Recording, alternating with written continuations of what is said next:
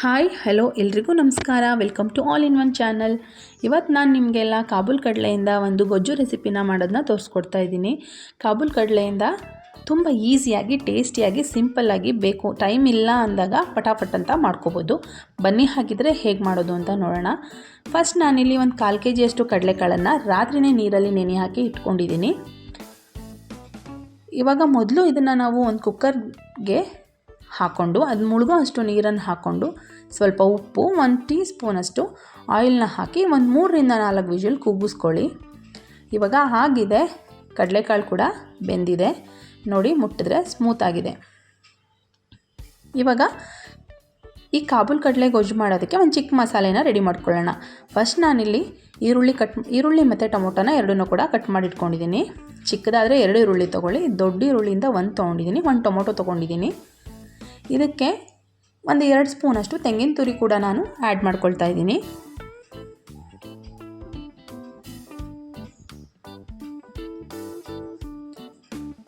ಮತ್ತು ನಾವು ಬೇಯಿಸಿ ಡ್ರೈನ್ ಮಾಡಿ ಇಟ್ಕೊಂಡಿದ್ದೀನಿ ಕಾಳನ್ನ ನಾನು.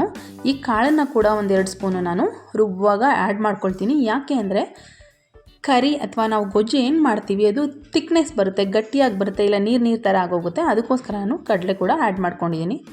ಇವಾಗ ರುಬ್ಬಿದ್ದೀನಿ, ಮಿಕ್ಸಿ ಮಾಡಿ ಇಟ್ಕೊಂಡಿದ್ದೀನಿ. ಇವಾಗ ನಾವು ಗೊಜ್ಜನ್ನು ರೆಡಿ ಮಾಡ್ಕೊಳ್ಳೋಣ.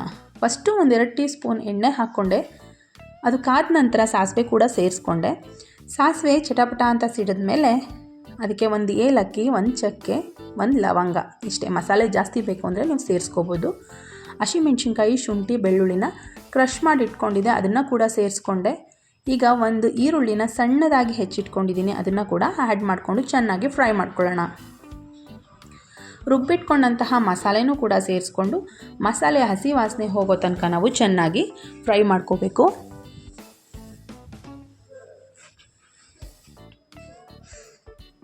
ನೋಡಿ, ಇವಾಗ ಕಲರ್ ಕೂಡ ಚೇಂಜ್ ಆಗಿದೆ. ಆಗ ಬೇಯಿಸಿಟ್ಕೊಂಡಿರೋಂತಹ ಕಡಲೆಕಾಳನ್ನ ಈ ಟೈಮಲ್ಲಿ ಸೇರಿಸ್ಕೊಳ್ತಾ ಇದ್ದೀನಿ.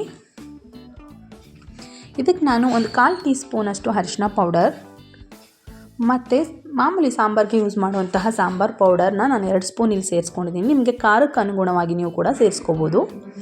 ಮತ್ತು ರುಚಿಗೆ ತಕ್ಕಷ್ಟು ಉಪ್ಪನ್ನು ಕೂಡ ಸೇರಿಸ್ಕೊಂಡಿದ್ದೀನಿ. ಉಪ್ಪನ್ನು ನೋಡ್ಕೊಂಡು ಹಾಕ್ಕೋಬೇಕಾಗುತ್ತೆ, ಕಾಳು ಬೇಯಿಸುವಾಗ ಕೂಡ ಹಾಕಿರ್ತೀವಿ, ಹಾಗಾಗಿ. ಆಮೇಲೆ ಸ್ವಲ್ಪ ನೀರನ್ನು ಕೂಡ ಸೇರಿಸ್ಕೊಳ್ಳಿ. ಇವಾಗ ತೆಳ್ಳಗೆ ಕಂಡ್ರೂ ಅದು ಬೆಂದಮೇಲೆ ಗಟ್ಟಿಯಾಗುತ್ತೆ. ಮತ್ತು ಚೆನ್ನಾಗಿ ಒಂದು 10 ನಿಮಿಷ ಕುದಿಸ್ಕೊಂಡ್ರೆ ಕಾಳು ಗೊಜ್ಜು ರೆಡಿ ಆಗುತ್ತೆ. ಲಾಸ್ಟಲ್ಲಿ ನಾನು ಫ್ಲೇವರ್ಗೋಸ್ಕರ ಒಂದು 2 ಟೀ ಸ್ಪೂನಷ್ಟು ಗಟ್ಟಿ ಮೊಸರನ್ನ ಸೇರಿಸ್ಕೊಂಡೆ. ನೀವು ಬೇಕು ಅಂದರೆ ಸೇರಿಸ್ಕೋಬೋದು, ಇಲ್ಲದೇ ಇದ್ದರೂ ನಡೆಯುತ್ತೆ. ಇಷ್ಟೇ, ಕಡಲೆಕಾಳು ಗೊಜ್ಜು ರೆಡಿ ಆಯಿತು. ಮೊಸರು ಹಾಕಿದ್ಮೇಲೆ ಕುದಿಸೋ ಅವಶ್ಯಕತೆ ಇಲ್ಲ. ಇದು ಚಪಾತಿ, ಪೂರಿ, ದೋಸೆ ಎಲ್ಲದ್ರ ಜೊತೆ ತುಂಬಾ ಚೆನ್ನಾಗಿರುತ್ತೆ ಕಾಂಬಿನೇಷನ್. ನೀವು ಕೂಡ ಟ್ರೈ ಮಾಡಿ ನೋಡಿ. ನನ್ನ ರೆಸಿಪಿ ಇಷ್ಟ ಆಯಿತು ಅಂದರೆ ನನ್ನ ಚಾನಲ್ನ ಸಬ್ಸ್ಕ್ರೈಬ್ ಮಾಡಿ, ಲೈಕ್ ಮಾಡಿ ಅಂತ ಹೇಳ್ತಾ ಮತ್ತೊಂದು ಹೊಸ ರೆಸಿಪಿಯೊಂದಿಗೆ ನಿಮಗೆಲ್ಲ ಸಿಗ್ತೀನಿ ಅಂತ ಹೇಳ್ತಾ, ಅಲ್ಲಿ ತನಕ take care, bye bye, have a good day, thanks for watching.